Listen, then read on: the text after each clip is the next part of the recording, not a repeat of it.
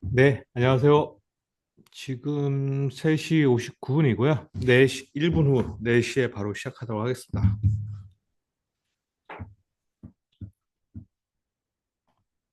네, 안녕하세요. 김보윤님, 반갑습니다.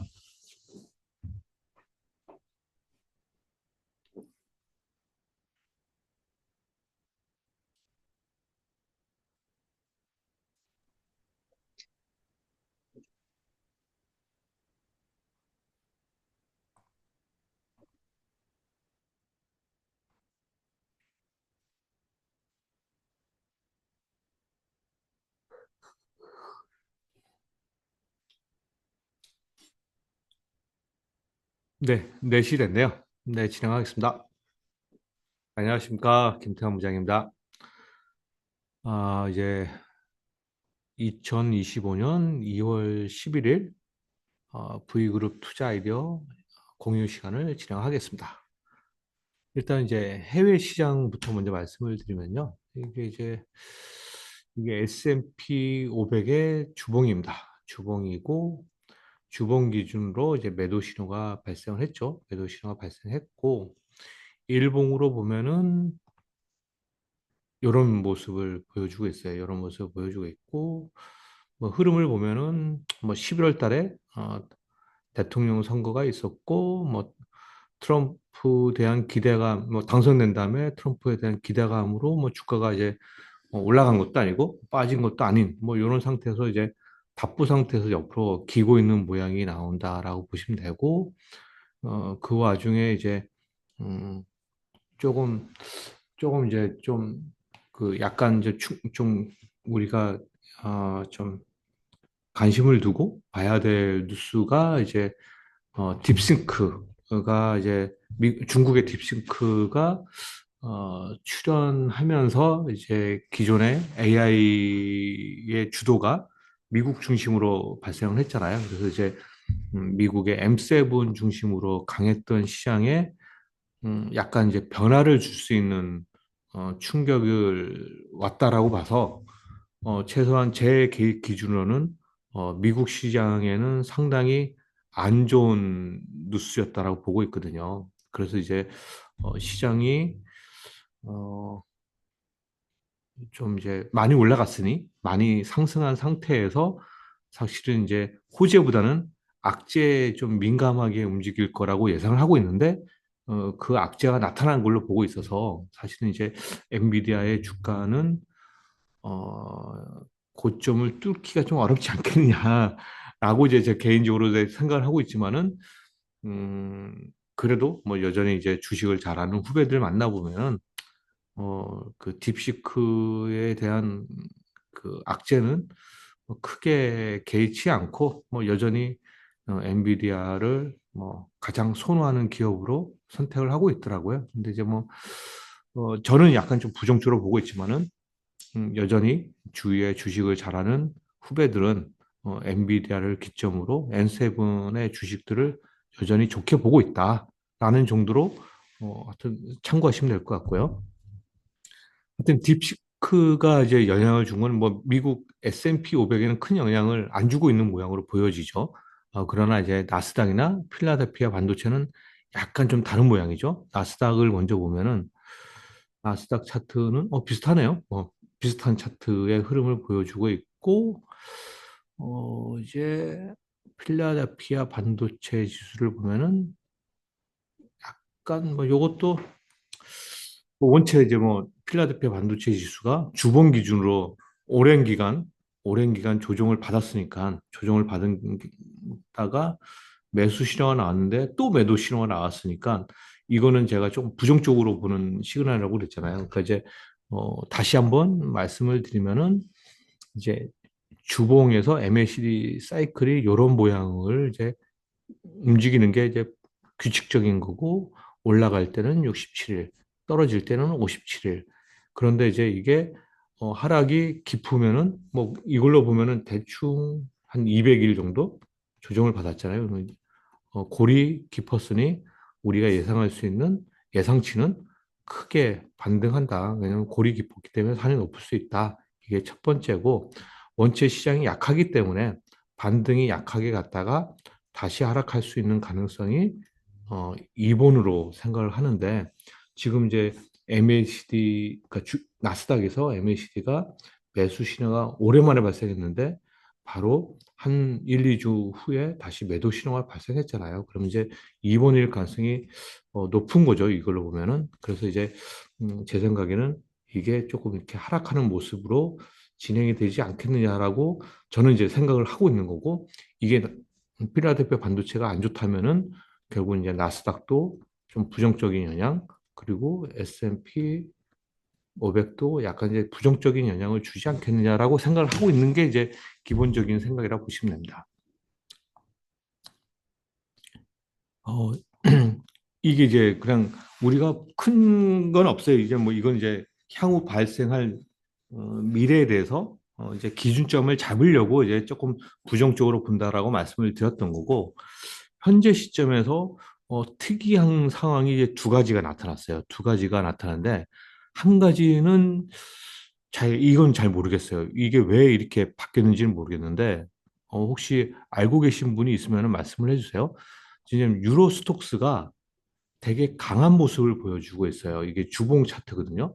그러니까 이제 어, 이 유럽 스톡스가 미국에 비해서 약한 모습을 보여주다가 최근 한 달, 2, 3주는 더 강한 모습을 보여주고 있거든요. 지금 이제 유로 스톡스의 주봉입니다. 주봉. 주봉인데 지금 이게 강한 매수 신호를 나타내고 있잖아요. 일봉을 보면은 뭐 힘이 없이 옆으로 기고 있다가 최근 한 달 정도는 되게 강한 모습을 보여주고 있어요. 유로스톡스의 모습이고 이제 유로스톡스에서 이제 가장 큰 비중을 차지하는 게 독일이지 않습니까? 독일 차트도 비슷한 모양이에요. 그러니까 이게 일봉 차트인데 아까 유로스톡스보다는 더 좋은 모양이죠. 그래서 이제 이렇게 좋은 모습을 보여주고 있어요. 뭐 주봉으로 보면은 요 모양이거든요. 그러니까 이제 아까 어 이때까지 가장 강했던 미국보다 더 강한 모습 그리고 유로스톡스가 별로 안 좋았는데 독일은 더 강한 모습. 그래서 이제 이게 왜 강한지를 모르겠어요. 지금 이제 어 악재가 있잖아요. 악재가 뭐냐면은 트럼프가 상호 관세 그리고 여기에 유럽에 대해서는 특히 더 부정적 코멘트를 많이 달고 있거든요. 왜냐하면 이제 미국과 유럽의 무역 수지를 보면은 적자 규모가 상당히 크고 그리고 이제 미국의 빅테크 업체들을 유럽 연합에서 이제 여러 방법으로 세금을 많이 매기고 있는 거를 요 부분을 되게 강하게 지금 푸시를 하고 있어서 사실은 유럽은 악재가 더 많기 때문에 주가가 하락을 해야 되는 모습이 나와야 되는데 지금 독일이 이렇게 강한 모습을 보여주고 있어요. 그래서 이제 이렇게 강한 모습을 보여주는 게 어, 제 기준으로 딱 한 가지를 찾았다고 하면은 요거 하나밖에 없어요. 달러 약세. 달러 약세가 이제 결국은 우리가 이제 지켜보면은 코로나가 터지면서 많은 돈을 유동성을 뿌렸잖아요. 뭐 미국도 많이 뿌렸고 물론 다른 나라도 다 뿌리긴 했지만은 특히 이제 미국이 더 많은 돈을 뿌렸기 때문에 사실 이제 상대적으로 미국이 더 돈을 더 많이 뿌렸으면은 미국 달러가 약세를 가야 되는데 그러나 결과는 정반대로 갔죠. 코로나 위기 때 가장 강력한 나라는 미국이 될 거라고 생각해서 많은 돈을 풀었음에도 불구하고 달러 강세가 진행이 됐었고 최근까지도 달러 강세가 계속 됐었거든요. 이제 거기에 이제 AI라는 뭐랄까요? AI 패권에서 미국이 단연코 독점적으로 거의 하다 보니 달러가 되게 강한 모습을 보여주다가 이제 트럼프가 당선이 되면서 또 이제 여기에 인플레이션까지 또 이게 또 가미가 되는 모양이 나와서 달러가 되게 강한 모습을 보여주다가 이제 달러 약세를 보여준 거는 대략 한 달 전부터 달러 약세가 보여주고 있어요. 그래서 이제 한 달 전이니까 얼추 이제 독일이 강했던 요 시점하고 비슷하잖아요. 그러니까 만약에 달러 역세 때문에 미국에 들어갔던 자금들이 빠져나와서 다른 여러 나라로 투자를 한다라고 하면은 강할 수 있어요. 그러면 이제 상대적으로 어, 달러가 미국에서 나와서 투자한 곳이 어딜까 봤는데 별로 없어요. 그러니까 이제 독일이 유독 강한 거는 제가 지금 보여줬으니까 이제 아는 내용이고, 뭐 여기에 또 프랑스를 볼 수 있거든요. 프랑스를 보면은 프랑스도 한 달 전부터 강한 모습을 보여주고 있잖아요. 그러니까 이제 유로스택스에 들어가 있는 유럽 국가들 중에 독일, 프랑스가 일단 강한 모습을 보여주니 대략적으로 달러 약세에 따라서 미국에서 빠져나온 자금이 지금 유럽 지역으로 집중해서 들어가고 있구나라는 정도로 추정이 되는 거고, 뭐 정확한 건 모르겠어요. 뭐 이거에 대해서 뭐 언론이나 뭐 누가 코멘트를 단 게 없으니 그냥 제가 개인적으로 추정을 하는 거고, 뭐 다른 나라를 보면은 별 볼 일 없어요. 뭐 지금 보면은 일본을 볼까요? 일본을 보면은 뭐 약하잖아요. 일본 약하고 대만 약하고 대만 별 볼 일 없잖아요.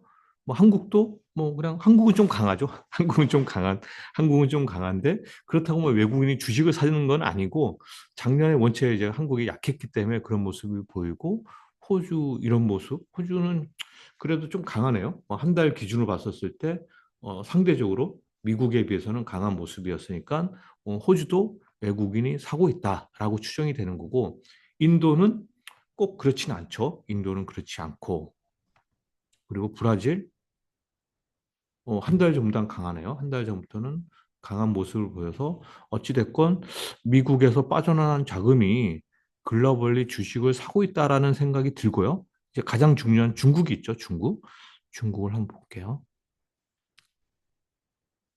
중국은 별 볼 일 없어요. 그러니까 중국은 별 볼 일 없단 말이에요. 근데 유독 이제 가장 특징적인 게 유럽, 독일, 프랑스가 강하다는 게 가장 첫 번째 큰 특징이었고 두 번째 가장 큰 특징은 홍콩이에요. 홍콩. 홍콩 항생이 되게 강한 모습을 보여주고 있어요. 다 보십시오. 이게 중국하고 비교를 하면은 중국이 어딨냐?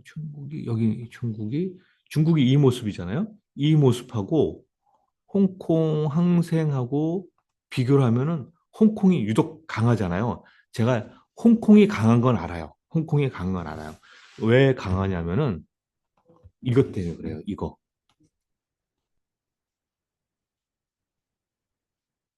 딥스크가 중국 결국은 AI인 거고 이 중국 AI가 생각보다 되게 강하다고 생각을 하는 거예요. 되게 강하다고 생각을 한 거고, 그러니까 이제 경쟁력이 있다라고 생각했고, 이게 결국은 중국의 IT 기업들의 영향을 크게 준다라고 생각을 하는 것 같아요. 그러면 이제 이 중국의 IT 기업들이 주로 중국 본토에도 상장이 돼 있지만은 주로 홍콩에 상장돼 있거든요. 홍콩에 상장돼 있기 때문에 최근에 이렇게 주가가 강했던 거는 딱 그 시점이에요. 그러니까 딥시크 소크가 미국 시장에 충격을 준 그 시점부터 줬는데 그럼 결국은 투자자들이 생각하기에 투자자들이 아 이때까지는 AI가 미국 중심으로 이제 된다라고 생각을 했는데 이게 아니다. 중국도 이제 중심이 되는 거죠. 중국 중심. 그럼 이제 중국에서 IT 기업들인데 IT 기업들이 미국하고 중국하고의 IT 기업의 멀티플을 비교하면은 중국은 10에서 15 정도고 미국은 30에서 50 정도 사이거든요. 그러면은 이제 중국이 싸다라고 느끼니까 글로벌 투자자들이 중국을 중심으로 사고 있구나. 그게 이제 티가 나는 게 홍콩에서 티가 나는 거죠. 그래서 이제 왜냐하면 이쪽이 IT 쪽이 많거든요. 그러니까 이제 이게 강한 모습을 보여주고 있어서 이제 긍정적인 신호인 거죠. 왜냐하면 이제 첫 번째가 아까 이제 유럽, 독일이 강한 거는 달러 약세, 그리고 딥시크 충격. 그래서 중국 또는 이머징에 대한 관심이 되게 높아졌다는 얘기거든요. 중국과 이머징에 대해서. 이게 두 가지가 미국은 결론은 미국은 약간 부정적으로 가고 어, 기타 국가는 긍정적으로 볼 수 있는 내용이다라는 생각이 들어가지고 뭐 여전히 저는 이제 한국을 좋게 보는데 뭐 이유는 없었죠. 뭐 이유는 딱 하나죠. 작년에 하반기에 너무 한국이 약했기 때문에 한국 시장이 강할 거라고 보고 있던 거고 그러면 이제 여기서 이제 한국 시장이 이제 강할 거다 보면은 이제 뭐 한국 시장은 별거는 조금씩 강하죠. 다른 나라에 비해서는 과거에 한국이 보여줬던 모습은 음, 이제 한국 코스피 코스피 일봉 코스피 일봉 약간 강한 건 아니네요. 정말 강한 건 아니네요. 보면은 이게 이제 한국 코스피의 모양인데 이 최근에 한 달 동안의 모양은 과거 6개월 동안 보여준 모양하고 다를 뿐이지 우리나라가 강한 건 아니네요. 강한 건 아니고 단 그나마 좀 약했던 틀에서 약간 벗어나려고 하는 모습이 살짝 나올 뿐이지 강한 건 아니에요. 강한 건 아니에요. 참, 속상하네요. 강한 건 아닌 거고 반대로 이제 코스닥을 한번 볼게요. 코스닥.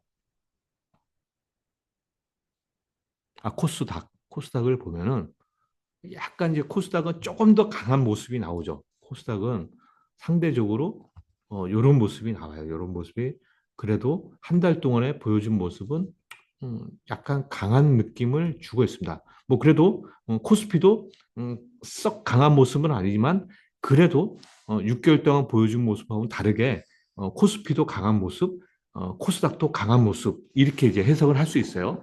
그러면 이제 결국은 아직은 외국인이 적극적으로 주식을 사는 모습은 아니지만은 선물은 먼저 이제 매수를 해서 시장이 조금 결이 몇 개월 동안에 이때까지 보여줬던 거하고 좀 다르다라고 이제 선물하는 사람들은 느껴서 선물 포지션을 약간 이제 매수로 바꾸고 있는 매도에서 매수로 바꾸고 있는 중이고 아직 현물 매수는 적극적이진 않아요. 그런데 이제 곧 매수가 될 수도 있죠. 뭐 그거는 이제 지나봐야지 되는 거고 여기서 중요한 거는 결국은 코스피와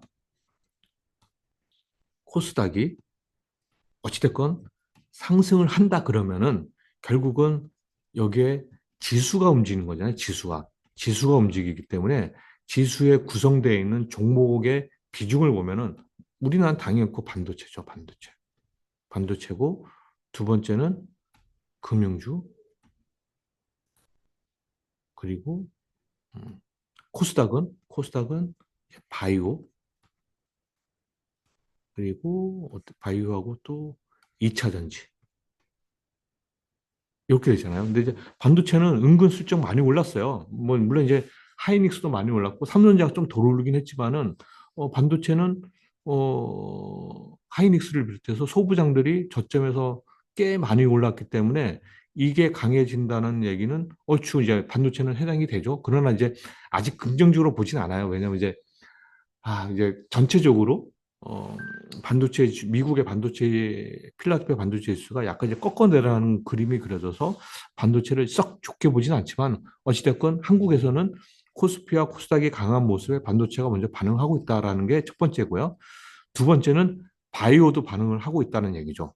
물론 이제 다 같이 올라가지는 않지만은 모멘텀이 있는 바이오주는 움직이고 있다. 그게 이제 금리가 떨어지는 거에 직접적인 수혜를 받기 때문에 미국 국채 10년 물자리가 고점을 찍고 떨어질 때부터 바이오주들이 움직이기 시작했거든요. 그러니까 이제 이런 것들 그리고 2차 전지는 아직은 잘 모르겠어요. 왜냐하면 이제 트럼프가 조금 부정적으로 보고 있기 때문에 그래서 바이오, 반도체는 의외로 긍정적인 모습을 보여주고 있고 금융주에 대해서 제가 말씀을 드리고 지금까지 설명을 드린 거거든요.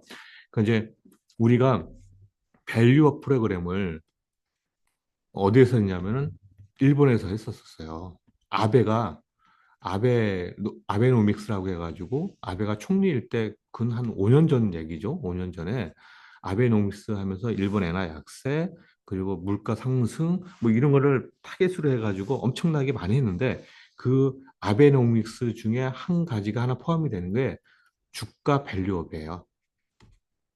그래서 주식을 올려서 인플레이션을 발행시키기 위해서 어, 그 일본 은행이 BOJ가 ETF를 만들고 ETF에 자금을 집행해가지고 주식을 사게끔 했잖아요. 그래서 이제 그게 5년이 지나서 일본 지수가 엄청나게 올랐지 않습니까? 이걸 차트로 보여드리면은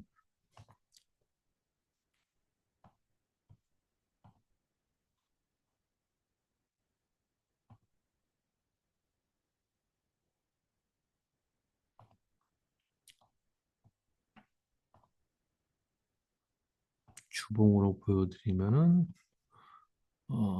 요때잖아요. 2012년, 2012년을 저점을 찍고 지금까지 계속 올라왔으니까 몇 년이에요? 거의 10년, 12년을 올랐네, 12년. 그리고 여기 IMF래, 여기 코로나 터지면서도 저점 찍고 계속 올라왔잖아요. 그러니까 이제 이게 밸류어 프로그램에 의해서 발생된 거거든요. 근데 이제 그래서 이거를 우리나라의 윤석열 대통령께서 보고 한국도 밸류업을 하겠다고 하니 이, 이 외국인들이 이 일본의 밸류업 프로그램을 보고 한국도 주가가 몇 년 동안 뭐 10년 이상 또는 5년 이상 주가가 좋을 거라고 보고 외국인들이 일본의 밸류 프로그램을 경험한 외국인들이 한국 주식을 많이 샀어요. 그리고 경험을 못했던 뭐 손가락만 빨았던 외국인들이 한국에서 밸류업 한대라고 해서 샀던 거죠. 그래서 밸류업을 한다고 해서 뭘 샀냐면은 은행주, 보험주, 그리고 뭐 자동차, 뭐 저평가됐으니까요. 뭐 이런 것들 샀잖아요, 주가를. 그래가지고 은행주가 많이 올라갔다가 근 옆으로 긴 지가 지금 4개월, 6개월 정도 옆으로 행보하고 있거든요. 그래서 이제 아까 이제 얘기인즉 시가총액 큰 게 반도체, 바이오, 금융주, 2차 전지인데 2차 전지는 제가 잘 모르겠고 반도체하고 바이오는 벌써 이제 주가가 움직이기 시작했고 금융주가 많이 올랐다가 지금 한 4개월, 6개월 쉬었는데 다시 올라갈 수 있는 가능성이 있다라는 얘기거든요. 그 첫 번째가 일단 실적이 되게 좋아요. 실적이 되게 좋고 두 번째는 이제 밸류업을 하려면은 이게 먼저 돼야 돼요. 상법. 그러니까 상법 개정이 먼저 돼야 되는데 지금 작년 말에 금투세를 없애니 많이 갖고 이제 투자자들, 국민들의 관심이 높아졌다가 어쨌건 금투세는 없애고 진정한 밸류업은 3법 개정이 돼야 된다라고 해서 이거를 이제 민주당에 하고 이재명 대표하고 이제 3법 개정을 하겠다고 해서 공청회를 지금 진행하고 있거든요. 그래서 이제 어찌됐건 이제 윤석열 대통령이 탄핵이 되고 이제 조기 대선이 이루어지고 만약에 이제 민주당에서 대통령이 된다면은 이 3법 개정이 본격적으로 논의가 될 거거든요. 그러면 진짜 밸류업이 되는 거예요. 그 이제 예전에 이제 윤석열 대통령이 밸류업을 했던 거는 흉내만 낸 거였어요. 왜냐하면 이제 3법 개정이 안 돼 있는 상태에서 밸류업을 했기 때문에 흉내만 냈던 거였고 정말 3법 개정이 되면서 밸류업이 되면은 일본처럼 5년, 10년 이상 계속적으로 상승할 수 있는 가능성이 있는 거예요. 그러면은 이제 여기에 대표적인 게 금융주가 될 수 있거든요. 은행, 보험이 될 수 있어요. 그래서 이제 지금 주가가 재미없을 때 이 금융주하고 은행주하고 보험주하고 어, 물론 이제 크게 보면 또 뭐 현대차, 기아차 뭐 이렇게 저평가되어 있는 PBR로 뭐 1 이하에 있는 여러 저 PBR 주식들을 상당히 관심 있게 보시라는 얘기예요. 왜냐하면 일본이 이렇게 오랫동안 10년 넘게 계속 상승을 했기 때문에 지금 전 세계에서 밸류업을 하고 있는 나라는 일본, 한국, 중국 이 세 개의 나라거든요. 그래서 이제 이 세 개에 대해서 상당히 관심을 갖고 계속 보셔야 된다라고 보는 거예요. 예, 근데 이제 일본은 밸류업을 많이 해서 이제는 주가가 많이 올랐으니 이제는 관심을 좀 끄고 밸류업을 진행하고 있고 앞으로 더 진짜 할 것 같은 한국, 중국에 보시되 한국에서는 특히 이제 금융주 위주로 좀 보자라는 게 이제 논리라고 보시면 돼요. 그게 이제 시장에 대해서 말씀드리는 논리입니다. 이 근데 저번에 제가 저번 주에 말씀드렸던 내용 중에 하나였고요. 그래서 이제 금융주를 좀 감시 있게 보시자. 예, 라고 하는 겁니다. 그래서 이제 은행주, 보험주, 증권주 뭐 이런 것들이 대표적인 거겠죠. 예. 그래서 이제 시장에 대해서는 제가 말씀을 드린 거라고 보시면 되고요.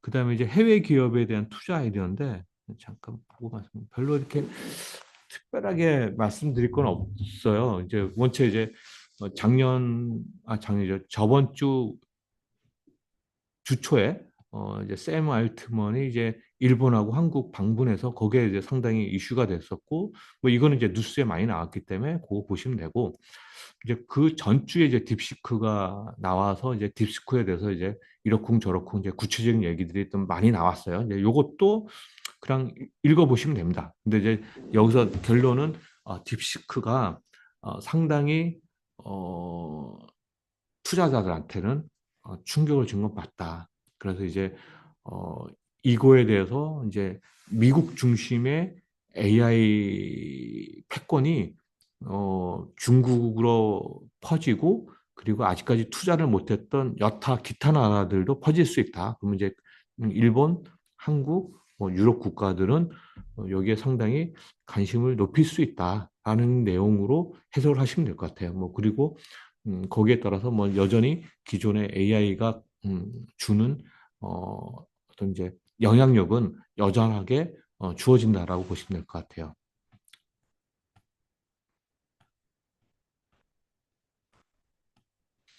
그 다음에 이제 우리가 이제 관심 있게 봐야 될 게 우크라이나하고 러시아 전쟁이 지금 이제 거의 만 3년이 넘어가고 있잖아요. 그래서 이제 이거에 대해서 되게 많은 사람들이 피로감을 느끼고 있고, 그리고 트럼프 당선인이 이제 대통령이 되면은 어, 즉각적으로 러우 전쟁을 끝내겠다라고 얘기했지만 사실 그건 좀 이제 약간 공허한 이제 강한 어필이었던 거고 이제 진짜 본격적으로 진행을 하는 거거든요. 그럼 이제 밑에 보시면은 이게 계속 뉴스가 나오잖아요. 이제 뉴스가 나오고 있는데 여기 보면은 독일 미넨에서 이번 주 14일, 16일에 이제 미팅이 있고 거기서 미국 대통령은 아니고 미국 대표자가 러시아와 우크라이나 대표자를 만나서 종전에 대해서 얘기를 하겠다라는 얘기고요. 지금 이제 여기에서 내용은 러시아가 원하는 거는 뭐냐면은 지금 영토권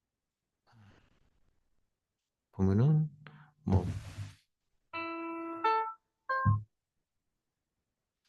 지금 이제 매출액이 104억, 120, 180억, 300억, 425, 585. 작년에도 582억 좋았고요. 사상 최대 실적이고 영업이익도 계속 좋아지고 있고 영업이익이 361억이니까 영업이익률이 거의 60%에 육박해요. 그런데 주가는 약했잖아요. 작년 약했잖아요. 약했던 이유는 크게 보면은 벌써 2년 전부터 주가가 올랐던 거죠. 주가가 올라서 이게 조정을 받았으니 조정이 어딘지 모르겠으나 조정을 끝내면은 다시 주가는 오를 거라고 보는 거죠. 그래서 사실은 저는 요때 주식을 샀었어요.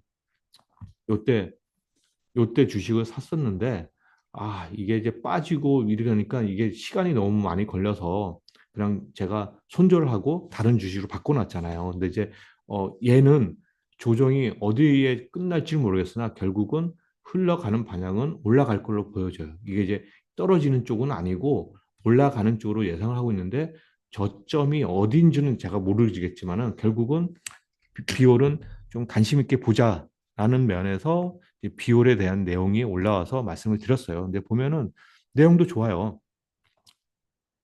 보면은 이제 어 이게 실퍼맥스가 미국에 수출하고 있거든요. 근데 이제 오피우스라고 경쟁 제품이 있는데 그것보다 가격도 싸고 물론 이제 트럼프의 관세 이슈는 있지만은 원체 가격이 싸니 가성비가 이제 가장 특화된 제품인데 뭐, 뭐 관세를 부과해도 여전히 가격 경쟁력이 있다라는 논리로 얘기한 거거든요.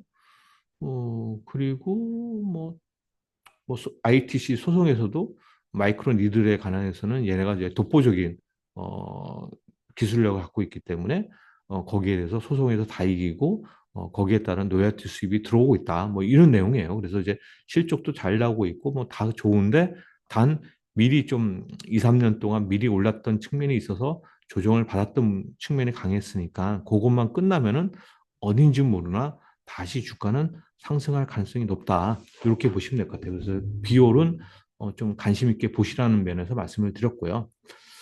나머지 APR. APR이 참 얘도 참 웃겨요. 저 되게 이제 좋게 보고 있는 기업인데 주가가 이제 재미없죠. 상장해서 이제 계속 찌그러서 있는 상태고 단지 이제 어저께 실적이 서프라이즈 나가서 이제 오늘 어, 살짝 강한 모습을 보여주고 있는 거거든요.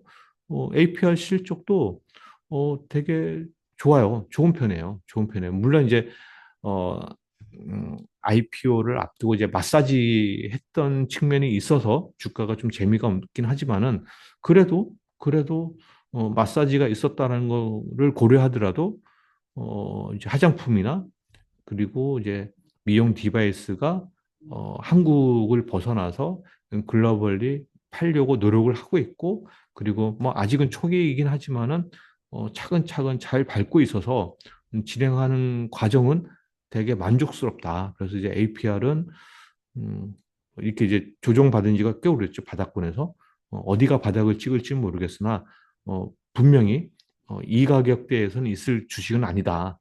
그래서 상당히 올라가겠지만은 그게 언제 올라갈지 모르겠다. 그래서 이제 비올도 비올이래요.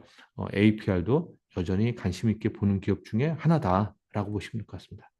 거기에 이제 자사주를 300억짜리를 자사주 하고 그걸 전량 소각하겠다고 했는데 그 소각을 하겠다라고 했고 또 이제 자사주를 음, 300억 산다고 그래. 저번에는 600을 샀고 이번에는 300을 사서 이것도 소각을 하겠다라고 했으니까 어찌됐건 이제 주주환원에서도 상당히 긍정적으로 적극적으로 진행을 하고 있는 기업 중에 하나다.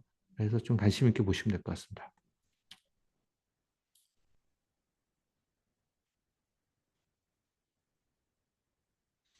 음, 요 MNC 솔루션은 한번 보세요. 저도 이제 이번에 뉴스가 나오면서 이제 처음 이제 보기 시작했던 종목이거든요. 이제 MNC 솔루션이 우리가 이제 알고 있는 그 방위산업 업체가 딱 정해져 있잖아요. 뭐 하나 에어로스페이스, 현대노템, LIG, 넥스원 뭐 그 정도고 나머지는 하나 시스템을 넣자니 조금 애매하고 막 이런 분위기였는데 얘가 이제 상장된 지가 근 죠? 뭐 한 두 달 됐나요? 두 달? 근데 얘가 나름 그 방산 업체 중에서 무게감이 있는 업체로 보여지더라고요. 이제 MS 솔루션이 고객사가 방금 전에 말씀드렸던 그 세 개 회사를 다 갖고 있고요. 얘네가 만드는 게 유압 시스템, 유압 기계, 모션, 뭐 컨트롤러 뭐 이런 걸 만들어요. 그래서 이제 그런 것들을 만들어서 다 납품을 하고 있으니까 결국은 어디가 해외에서 수주를 받던 이 업체는 다 수혜를 받는다라고 보시면 될 것 같아요. 그래서 이제 제가 리포트를 읽어보고 정리한 건데 나름 회사가 매력이 있어요. 그래서 이제 요거는 각자 따로 이제 공부하셔가지고 좀 공부를 해두시면 좋을 것 같다라고 해서 이제 말씀을 드립니다. MSC 솔루션이 그런 측면에서는 매력 있다라는 정도로 보시면 될 것 같습니다.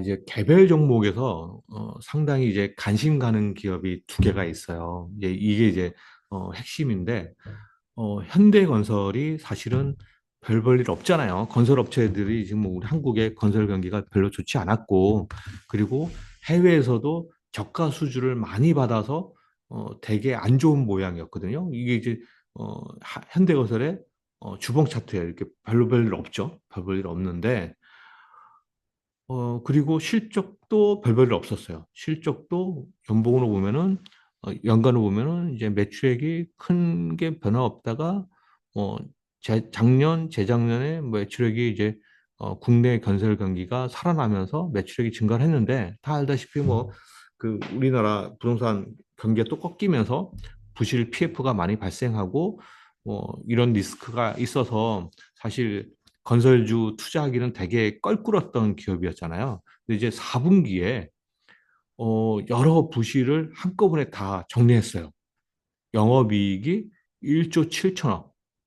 뭐 이걸 이제 빅패스라고 하죠. 뭐 이제 감춰진 부실 뭐 그런 것들을 한꺼번에 다 떨궜거든요. 4분기에. 그런데 이거 떨군 날 주가가 이렇게 올랐어요. 1월 22일 날 주가가 9% 올랐고 거래량도 터지고 이렇게 터져서 올라가고 있단 말이에요. 그러니까 이제 무슨 얘기냐면은 이렇게 실적을 빅베스 내서 나쁘게 낼 거라는 걸 알고서 요 날 발표하는 날 누군가 주식을 되게 강하게 사서 지금 끌어올리고 있다는 얘기거든요. 그 얘가 누군지는 저는 잘 모르죠. 뭐 제가 산 건 아니니까.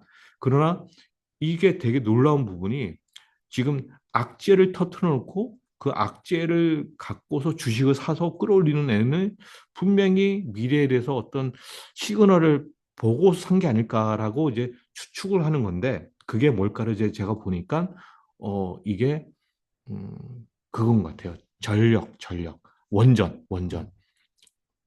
결국은 이게 이제 지금 이제 전기가 부족하잖아요. 전기가 많이 부족한 상태여서 이거를 이제 신재생으로 하려고 했더니 신재생에 대한 이제 부담이 높아서 이제는 이거를 원자력으로 어떻게든지 좀 해보겠다라고 이제 글로벌리 분위기가 형성이 돼 있잖아요. 여기에 뭐 물론 이제 AI도 이제 포함이 된 거죠. AI가 많이 높아지고 있으니 이제 원자력으로 어떻게 해보겠다라고 해서 지금 보면은 전 세계에 원자력을 설치하겠다라고 하는 비중이 여기 있어요.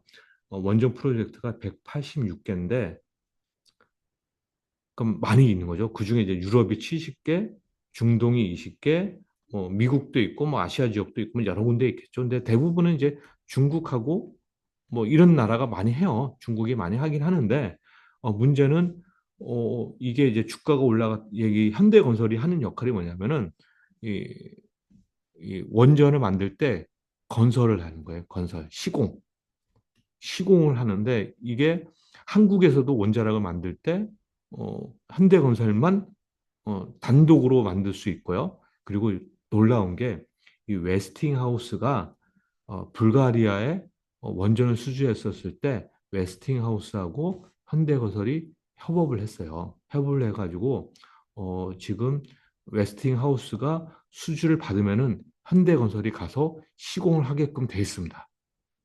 그런데 여기 보면은 여기 한수원이 20조 원의 슬로베니아 원전 수주 포기를 하기로 했잖아요. 근데 이게 놀라운 게 25년 1월 16일 이때 한수원하고 웨스팅하우스가 지적재산권 분쟁에서 합의를 봤다고 해가지고 그때 원전 관련된 주식들이 올랐거든요. 근데 합의된 내용이 뭔지는 안 알려줬죠. 그러나 이제 추정권 때 이제 이런 일이 벌어지니까 한국 한수원, 그러니까 한국은 유럽에서 빠져나오고 단지 중국에만 중동에만 집중을 한다. 그런데 이제 문제는 유럽 시장이 더 크고 중동은 약하다. 그래서 이제 어찌됐건 유럽 지역에서 이쪽으로 수주를 받은 애는 프랑스하고 미국 둘 중에 하나인 걸 나눠진 거죠. 왜냐하면 러시아하고 중국은 여기에 포함될 수가 없으니까 프랑스하고 미국인데 어찌됐건 뭐 6대 4가 됐던 5대 5가 됐던 미국의 웨스팅하우스가 상당한 영향력을 유럽에서 미칠 수 있는데 그걸 받으면은 다 대부분이 현대건설이 수주를 받아서 건설을 할 거다라고 보는 거죠. 거기에 이것도 플러스가 되는 거예요. 그러니까 이제 한수원이 중동 지역 가서 수주를 받으면 얘도 현대건설이 수주를 받을 가능성이 있는 거죠. 그러니까 무슨 얘기냐면은 앞으로 발생할 이 원자력 시장에서 이 시공이 한국의 한수원이 받던 미국의 웨스팅하우스가 받던 시공은 현대건설이 다 한다는 얘기예요. 그러니까 이게 되게 큰 그림이 그려지는잖아요. 그러니까 이제 이게 이제 이게 그러면은 이 현대건설이 이게 빅베스를 해놓는다는 거를 미리 애널리스트가 얘기해 놓고 애널리스트가 기관 투자자나 외국인한테 미리 언지를 줬고 실적 발표하는 날부터 요이 땅 해서 주가가 올린 거다라고 해석이 되는 거예요. 그래서 이제 이 현대건설을 주식을 사야 된다고 보고 있는데 문제는 이제 이렇게 급하게 오르면은 주가가 좀 손실을 볼 수도 있겠죠. 그래서 이제 언제 사냐면은 조금 조정받을 때. 그럼 조정이면은 이게 이렇게 급하게 올랐으니까 요 정도 조정을 받을지 이게 이렇게 조정받을지는 저도 모르겠으나 하여튼 조정을 요때 받을 때 한번 사고 또 여기 조정을 받는 다음 또 사고 이런 식으로 해서 분할로 매수한 다음에 갖고 있으면은 상당히 오랫동안 주가가 올라갈 수 있다. 왜냐하면 지금 원전에 대한 그림이 되게 크고 오랜 기간 동안에 이어질 걸로 보여지거든요. 그럼 이제 현대건설이 어, 이게 주봉 차트인데 오랜 기간 동안에 주가 흘러내려갔고 물론 이제 최근에 한 열흘 정도는 되게 가파르게 올라왔지만은 길게 보면은 아직 이제 시작하려고 하는 찰나거든요. 그러니까 이제 큰 그림이 크고 긴 그림이 그려진다면은 현대건설을 관심 있게 보셔야 되는 게 아닐까라는 측면에서 현대건설을 좀 말씀을 드립니다. 저도 이제 아직은 갖고 있지는 않는데 어찌됐건 현대건설을 좀 관심을 둬야 된다라는 게 이제 첫 번째 이제 개별 기업의 핵심 포인트였고요. 두 번째는 이제 고용이에요, 고용. 이제 고용을 이제 우리가 반도체 검사 장비로 아주 유명한 회사죠. 그리고 이 영업이익률도 되게 좋아서 이게 보시면은 이 고용이 상당히 매출액도 증가를 했고 영업 마진이 되게 높았던 영업이익률이 높았던 기업의 대표적인 회사여서 주가를 오랜 기간 동안에 올렸었는데 주가가 빠진 이유는 이제 얘네가 이제 어느 정도 그러니까 성장의 한계점이 와서 이제 의료기기 사업으로 진출을 한다라고 했는데 그 의료기기의 사업 진출하는 게 생각보다 좀 더뎠던 거죠. 더디었던 거죠. 그래서 이제 아마 요때부터 얘기가 나왔던 것 같아요. 2019년대부터 얘기가 나왔었는데 어찌됐건 이게 너무 오랫동안 지속이 된 거죠. 그러면은 대략적으로 4년, 5년이 지나서 이제 미국 FDA의 승인을 받았어요. 이제 FDA 승인을 받았으니 얘네 입장에서는 이제 투자자 입장에서는 이게 거의 5년 동안 니기적, 찌그적 거렸던 의료기기 사업이 미국에 들어가서 이제 본격적으로 되지 않겠느냐라는 기대감이 지금 갑자기 이제 주가에 반영된 거라고 보시면 돼요. 이게 이제 이건 주봉 차트고 이건 일봉 차트를 보면 이런 모양이거든요. 되게 가파르잖아요. 그러니까 이제 이거는 아마 이 고용이라는 기업을 잘 아는 투자자들이 근 4년, 5년 동안 기다렸다가 지금 집중해서 이제 매수를 한 거기 때문에 얘도 분명히 바로 이렇게 또 올라가지는 못할 거예요. 바로 뭐 이렇게까지 치솟았는데 여기서 이렇게 올라간다라고 생각을 안 해요. 분명히 이렇게 빠질 거예요. 아니면 더 빠질지 모르죠. 그는 모르나 요때 사든지 분할 매수한다면은 이것도 승산이 있는데 단 이거는 어 요동을 많이 칠 거예요. 왜냐하면 이 의료기기가 미국에서 먹힐지 안 먹힐지에 대해서 다들 투자자들이 상당히 궁금해 하거든요.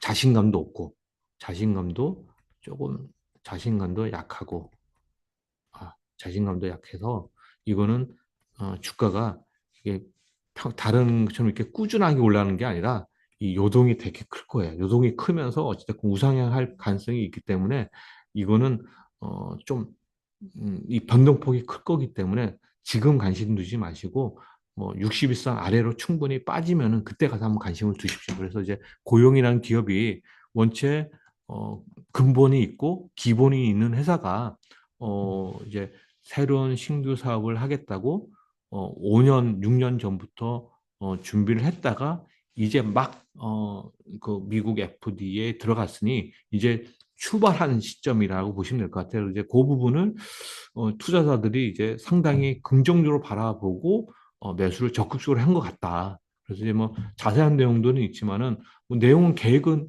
음, 좋죠. 근데 이게 진짜 될지는 뭐 우리가 모르는 거기 때문에 요거는 한번 음, 관심 있게 놓고 보는 걸로 보시면 될 것 같아요. 뭐 상당히 좋은 전략을 갖고 있다라고 보시면 될 것 같습니다.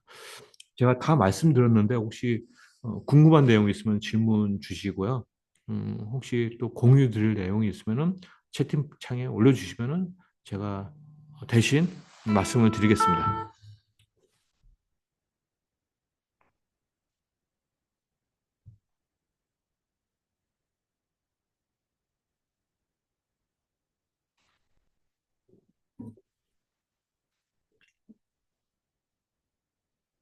음. PB랩을 얘기했나요? PB랩은 변동이 없습니다. 지금 변동이 없어요. 지금 현금 제로 다 주식으로 갖고 있습니다. 현금 제로이고 그리고 제일 많이 갖고 있는 거는 HD, 현대, 건설, 기계 그리고 하이브 그리고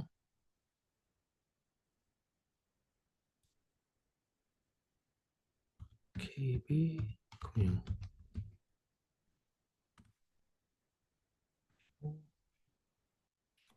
뭐죠? KB 금융 왜 기억이 안 나죠?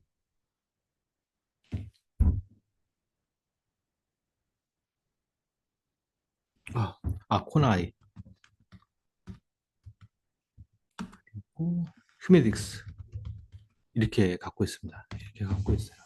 간단하게 말씀드리면은 이제 HD 현대건설기에는 우크라이나 재건 그리고 하이브는 이제 BTS 멤버들이 6월 달에 군대 전원 제대. 그럼 이제 BTS 완성체가 이루어진다. 그리고 KB금융은 아까 말씀드렸듯이 밸류업 프로그램 진행 가능성. 그리고 코나이는 지금 한국의 내수 경기가 완전히 박살나서 내수 경기 부양의 지역 화폐 가능성. 그리고 휴메틱스는 브라질 필러 바디 음, 판매 허가 기대감 이렇게 보시면 될 것 같습니다.